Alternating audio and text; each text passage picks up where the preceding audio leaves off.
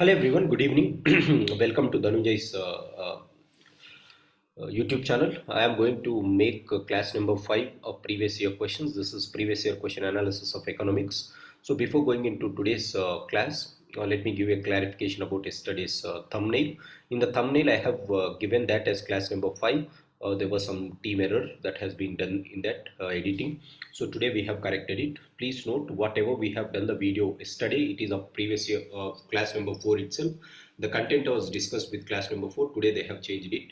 The thumbnail also. So what I am going to discuss is class number 5 of economics of previous year questions from 2003 to 23 to 1995. This is going to be a public finance. So this is the theme that we are going to discuss for today. Before going into discuss the theme in detail, please allow me to share the screen for a while. So this is the thing, guys. 2023 to 1995 previous year question analysis. This is class number 5 of economics. This is economic subject. So far we have discussed 4 classes. What to look for in this video: importance of the particular topic. Today the topic is public finance. In prelims, scope of the subject, what is the scope of this subject and how to learn the subject from our class notes as well as from our previous year questions. So from past year we'll be studying doing reverse engineering and we'll be learning the subject and tips to solve MCQs. Is there any tips? So far we have discussed a few tips in the first few things. So this is the most important thing. Subsequently, I'll be going to make important themes after each and every section so that it will be very helpful for the students for quick analysis. So what we have to look at prelims as far as economics is considered, like this will be making for every topic in every subject. So let's go for the public finance. First thing, what is public finance? Public finance is the finance which is mobilized by the public institution, that is government. Now, whenever you come across this public finance, you have to understand this. This is regarding to the so-called resource mobilization in terms of finance, financial resource mobilization. Now, government does this through budget. So more or less, this topic is speaking about budget. So we should know about the components of budget. So what are the components of budget? Budget is one of the important articles. Again, this is my class notes, guys. Thanks to one of my student, they have given this. So the fiscal policy, the budget, annual financial statement that you call officially. The term budget was nowhere used in the constitution. So what is the scope of the subject of fiscal policy as far as UPSC prelims, or as far as UPSC is considered? The scope of the subject is this. Whenever we study budget, please have a look at these components which are very, very vital for UPSC perspective. What are the things that we have to look for UPSC as far as budget is considered? Now, what is budget? What are the constitutional provisions in budget? Very, very important. In polity also we'll study that. How budget is presented, what is fiscal federalism, what are the various funds, the consolidated public and contingency fund of India, what are the powers of Lok Sabha in money bill and finance bill, and how that is a step superior to that of Rajya Sabha as far as finance bills is considered. So this is the basics that we study in budget. Types of budget, this is not that important except one budget, that is called gender budget, which will be important for prelims. The rest of the things are not important for prelims. It is a mains question. But for prelims, what more is important? The first section is important. The second section, the third section, components of budget, is extremely important.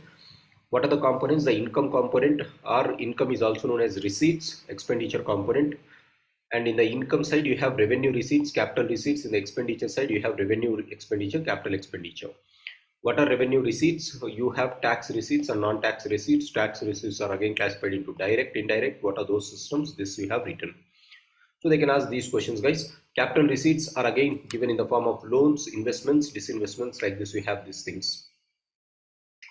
Now, after this, what we have covered? So loans, investments, disinvestments. Next one is expenditure. What is revenue expenditure of the government? What is capital expenditure of the government? After studying budget, you have to discuss one of the most important thing for prelims, that is called deficit, and the latest budget. Now, no need to study latest budget today because the latest budget will be budget 2025 when you are going to write the prelims. So at that time in the current affairs, I will cover that section. So these are the important things for prelims as far as budget or fiscal policy is considered. So we are discussing today with fiscal policy questions. And this is the notes that you have to have. This is a repetition of the above slide. So this is the deficit. So in deficit, what you have to study, this is what is deficit, what are the types of deficits which are implemented, how to reduce deficit. You have a commission known as FRBM. These things are important as far as UPSC is considered. So we'll see how whether this is covered everything, whatever you have written. This is the introduction. We'll see in depth In my notes, I am going to upload these notes in the description box. You can download it and have a quick revision about what are the aspects or content that we have to study. So the notes that I am sharing after each and every class or in each and every class, this is for your quick reference, so that you can no need to search for your material here and there. With these notes, it is going to fulfill. Now let's have a look at what are the previous year questions that they have asked. In 2022, with reference to the expenditure made by an organization or a company, which of the following statements is correct? So they are giving about one organization or a company. The question is about an organization or a company. Now what question they are asking? Which of the following statements are correct? Acquiring new technology is a capital expenditure. Debt financing is considered as capital expenditure, while equity financing is considered as revenue expenditure. Now they are asking what is the difference between capital expenditure and revenue expenditure. So what does it mean? So whether this is a government or a corporate or a private person, so you have to study what does the meaning of capital component and revenue component is. So in my notes I have given this very clearly. In the components of budget, you have income component and you have expenditure component. Revenue receipts, capital receipts. Revenue expenditure, capital expenditure. The question that they asked is differentiate between revenue expenditure and capital expenditure. What is the definition of revenue expenditure? It is the expenditure which neither creates assets nor reduces a liability of government. So ఆస్తులు కల్పించవు, అప్పులు తగ్గించవు. So it is an expenditure like going for a film and spending 3 hours with Skanda. Then what we'll have? We'll have Bonda in our head. That is the thing that they have made. So the movie was a disaster. So I am comparing like that. So revenue expenditure. So what is revenue expenditure? Expenditure that has not created anything for us. That is called revenue expenditure. So if your parents are sending you 4,000 rupees per month and you are using it rather than for buying Lakshmikant, you are buying some ICC World Cup cricket ticket for that, and we are going. That is called revenue expenditure. Capital expenditure is the expenditure which will be creating some capital assets, right? So this is called capital expenditure, or either it has to reduce the liability. So these are the two things. Now they are asking about this statement. What is capital expenditure? What is revenue expenditure? So simple. Whether it is government or an organization, expenditure is going to be the same, or definition is going to be the same. Acquiring new technology is a capital expenditure. Absolutely. What is capital expenditure? Expenditure which is going to create me some asset over a period of time. Now if I acquire a new technology, that is going to be an asset, because new technology gives me many opportunities to expand. That is called capital expenditure. Hence, say for example, I am making this video. In order to do this exercise of cutting and pasting these photos, if I am involving in some technology, if I am using chat GPT for this purpose, then that is called acquiring technology, which is going to be a capital expenditure. Absolutely, this is capital expenditure because it is going to acquire or add technology or add asset to me or to my company. That is the first thing that we have to understand. So this is correct. Debt financing is considered as capital expenditure, while equity financing is considered as revenue expenditure. Now look at this. What is debt? What is equity? Debt is loan market, equity is share market. Whenever you take loan, you have to pay regular interest rate and you are abide by the document to pay principal. Whenever you are taking shares, you get the dividends from the profits. You don't get regular interest, you get dividends. If there is loss, together you will face the loss. Now, there is no obligation to pay back the principal. That is the difference between debt financing and equity financing. Debt means you are selling something as a mortgage, as or a security, and then you are getting that amount. So debt financing is considered as capital expenditure, while equity financing is considered as revenue expenditure. First thing is, debt financing and equity financing are the tools of income, not the tools of expenditure. That you have to understand. Debt financing means through which you are getting the money. So this is income component, not the expenditure component. So there itself it is wrong. And which income it is? It is debt financing is which type of income? Debt. Debt means it is going to create liability. Hence, this is going to be a revenue income to the it is going to create liability. Sorry, it is going to be capital income to the company. While equity financing, there is no liability, right? It is going to be revenue, not expenditure income. So this is the statement. So first, whenever you are solving, for my students, I said whenever they ask a question on components of budget, first identify whether that is income or whether that is expenditure. So this is not an income, rather it is an this is not an expenditure, rather it is an income. So this statement is going to be wrong. So only statement 1 is going to be correct. So only A is correct. Next, that is the topic. Which among the following is most likely to be taken at the time of economic recession? What happens during the times of economic recession? What do you mean by economic recession? The growth rate has slowed down successively for 2 quarters. That is called a recession technically.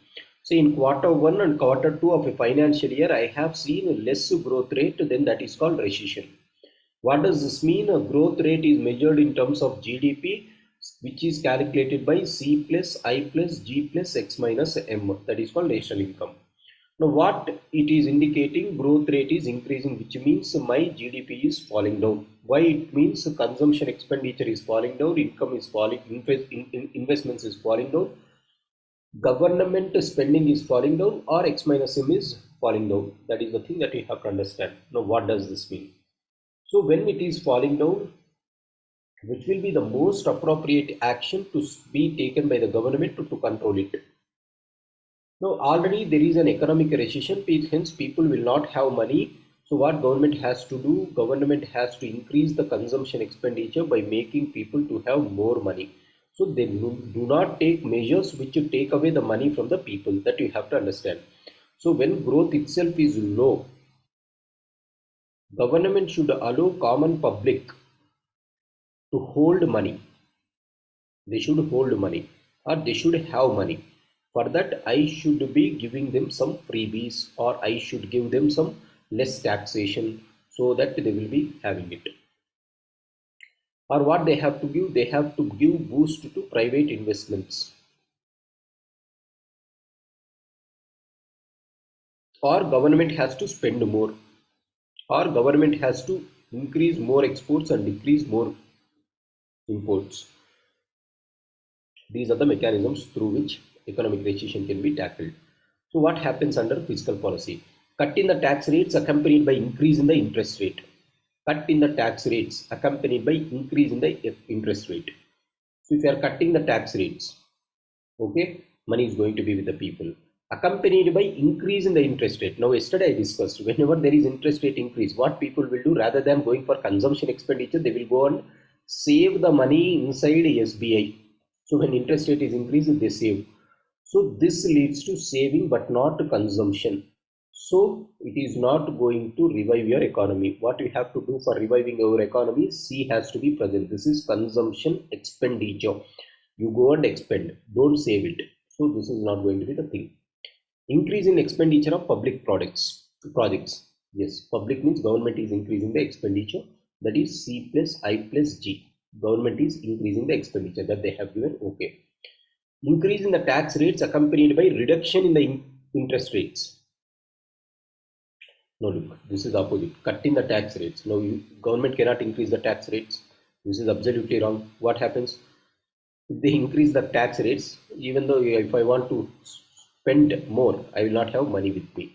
So this and this go together out at the same time. Look at this. A and C are exactly opposites of it. Neither are correct. Reduction of expenditure on public products. B and D are opposites. So reduction cannot be done. So where you have studied this, guys, this can be understood why they have asked in the year 2021, because that year Economic Survey carried an article known as Counter-cyclic fiscal policy. So fiscal policy of any government has to be in such a way that it is countering the economic cycle. Yesterday I discussed what is an economic cycle. When you are interpolating the growth rate over a period of time, then whatever you come across is known as economic cycle. Now, if you are countering your physical policy or government way of handling the things has to be countering this fiscal policy or economic cycle. This is economic cycle, this is fiscal cycle. So fiscal cycle will be always in opposite to the so-called economic cycle, then only economic recession can be handled. What do you mean by economic recession? Growth is falling down. As a result, what government has to do? Government has to step in and invest in more money. That is called invest in the public infrastructure. So national income component, you have to know what is economic recession. National income is decreasing. C plus I plus G plus X minus M is the question. This is the question that they asked. When C can be increased, guys, reduce the tax and decrease the tax rates. You don't increase the tax rates. Then consumption will be there, because this is previous year question. Yesterday I have discussed. Next, I, investments has to be increased. Private fellows, if they are not coming, government has to spend more. X minus M, increase your exports, reduce your imports. That is the thing. Which of the following are the effects of creation of black money in India has been the main cause of worry? Look at this. What is the main cause of worry? Because of creation of black money. We all know that black money is a bad thing or a negative concept.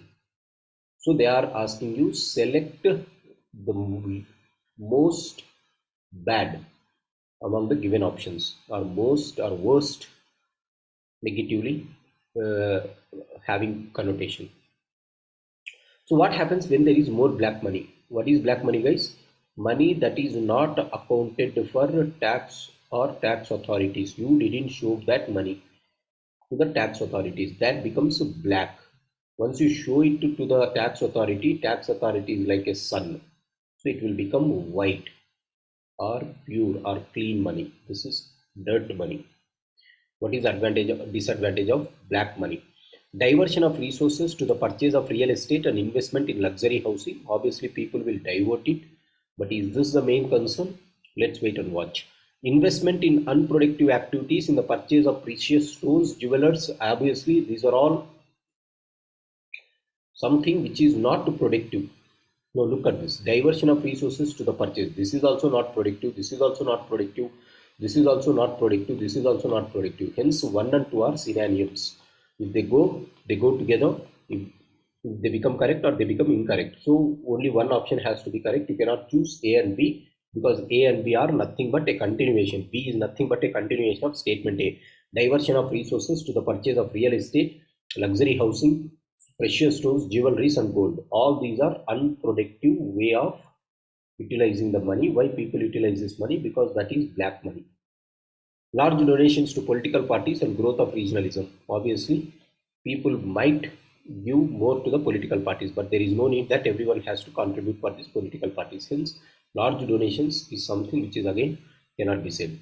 What is the main problem of government? If it is not shown to the tax authorities, tax will not be paid, hence the loss of revenue to the exchequer due to tax evasion. Tax evasion is not showing it to the tax. Hence, the loss of revenue is the major reason of concern because of this black money. So this is the answer. Now how to know this? Look, A, B, C are unproductive ways. And C, large donations may happen or may not happen. So what is the option? D is option. So they are choosing, they are asking a bad statement to get identified. Among them, you have to identify it. With reference to India's decisions to levy an equalization tax of 6% on online advertisement services offered by non-resident Indians, which of the following statements are correct? Now, why they asked this question, guys? This is an unexpected question that year, but why they asked this? Because this is a current affairs question in 2017. In the budget 2017, Government of India through Finance Bill 2017, they introduced equalization levy. That is the reason why in 2018 they asked this question. So this is a current affairs question. Even though if you don't know, don't worry it. Now what exactly is this equalization levy? It is introduced as a part of Income Tax Act. No, this is not introduced as a part of Income Tax Act. It is introduced as a part of Finance Act 2017. So in the taxes, if you look at it, I think we have discussed this. What are the various taxes? So what is equalization levy? So introduced somewhere around in the year 2016 and 17, it is a tax which the non-resident entities offer on advertisement companies. In 2021, this was decreased to 6% to 2%. So equalization levy is the tax that is being paid by this private entities. That is the thing. So it is introduced as a part of Income Tax Act. To know it is introduced as a part of Finance Act. Hence this is wrong. Non-resident entities that offer advertisement services in India can claim a tax credit in the home country under the double taxation avoidance agreement. No. Equalization levy is not applied for DD double taxation avoidance agreement. Now what is this double taxation avoidance agreement? That I will discuss in the next few questions when I am going to come. Not important here, leave it. So just remember this equalization levy. Recently they have decreased it from 6% to 2%, and this is known as digital tax. So leave it. This question is not important. Anyhow, they don't ask this current affairs question. Double taxation avoidance agreement, what it is, I will discuss after a while. I will discuss in my next topic. Which of the following is the creation? This is what I have discussed. Creation of black money. This is repetitive. Next, they are asking about FRBM. So in the deficits, they have asked this question. The Fiscal Responsibility and Budget Management Review Committee report has recommended a debt to GDP ratio of 60% for the general government combined by 2023, comprising 40% of the central government and 20% of the state governments. Now look, in brackets they have given this question. Fiscal Responsibility and Budget Management Committee. There is FRBM committee by N.K. Singh. That is the thing. They have given the recommendations in 2016. As a result, in 2016, they asked this question. The FRBM committee report has recommended. What are the recommendations of FRBM committee? If you look at the recommendations of FRBM committee, this is the static part. You have to study this FRBM committee. What is this FRBM? How this committee has created over a period of time, and what are the works of this FRBM altogether? That we have to study. So this is public policy part 2. So I have discussed in this what are deficits and what is this FRBM committee recommendations here. So please go through this book. You'll find it out what exactly are the provisions of N.K. Singh committee. So N.K. Singh said that by so how exactly FRBM has come? It was started from 2003. It has many ups and downs, but the latest one was in the year 2016. N.K. Singh committee recommended for this FRBM. Now what is it targeted? It targeted 3% of GDP and 3% of GSDP by 2020. Subsequently, it has to get it to 2.5%. Now the primary deficits has to be decreased to 0%. Further, they have said that the borrowings of the union government should not exceed 40% of the GDP and state government should not exceed 20% of the GDP. In case of unforeseen circumstances, they have set some provisions. So this was the thing that was given as a part of your FRBM Act. So this is given there. Have a look at it. The Fiscal Responsibility and Budget Management Committee has recommended a debt to GDP ratio of 60% in general. So this is a direct statement that is of FRBM. So what it said, debt to GDP has to be brought to 60%. Now what is debt to GDP? Out of entire your GDP, debt should not be more than 60%. How it should not be more than 60%? In this, 40% should be of union government, 20% should be of state governments. That is what the first statement is, direct statement, that is correct. Central government has domestic liabilities of 21% GDP as compared to the top 49% of GDP of states.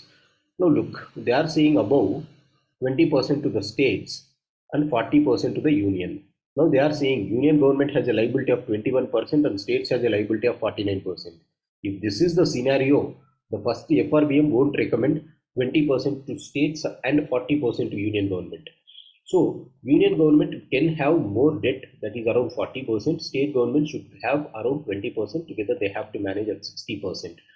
Now why FRBM said is, the union government has somewhere around 50% of debt, state governments have somewhere around 22% of debt, so FRBM wanted to bring it down. So this statement was reversed, 21% and 49%. So statement 2 is wrong. As per the Constitution of India, it is mandatory for a state to take the central government's consent for raising any loan if the former owes an outstanding liabilities to the latter, obviously. So what is this borrowing? State governments cannot borrow outside. They can borrow only in inside. Even if they want to borrow, if there is an outstanding liability, then they have to take the permission of union government. I ask the students, please tell me which article of Indian Constitution is saying this in saying that the state government has to take the permission of the center or the union government to borrow from other states or inside the country if they have an outstanding liability. Which article of Indian Constitution is going to tell? So this is your question. Please answer that question. So this is what you have. So what is the technique, guys? What is the technique that you have to study from today's article or today's topics? The techniques are this. Like this, whenever they ask this question, look at here, 60% for the union, 20% for the states, but in the subsequent question they have reversed the stand. 50% are to the states. They have given somewhere around 49% to states and 21% to union or center. This cannot happen. So there is something wrong. Either if one is correct, two has to go, two is correct, one has to go. That is one thing. Now, how to know? Union government has more debts because union government has more work compared to the state governments. Hence, normally union government will borrow more, and that is the reason why your union government borrows more, and that is the reason why even constitution gives permission for the union government to go and borrow outside also. So this is the thing. So look at that. On one statement they are saying union government and state government is 40 is to 20. On the second statement it is telling that this is 21 is to 49. This cannot happen. This is clear reverse. Which has to be high, union government has to go high. That is how you have to identify this. Now I asked you this to tell this. Now, which article of Indian Constitution speaks about it? Now second topic is, this is 6%, leave it, not important. Look, what is important here, whenever there is some tax discussion or some new taxation in the budget, we have to identify, and they can ask this question. New taxation in budget or economic survey is important. What is double taxation avoidance agreement? That I will discuss later. Which of the following affects? So double taxation avoidance agreement is one question that is important. And then second one is new taxation. If they announce new tax scheme, that is important.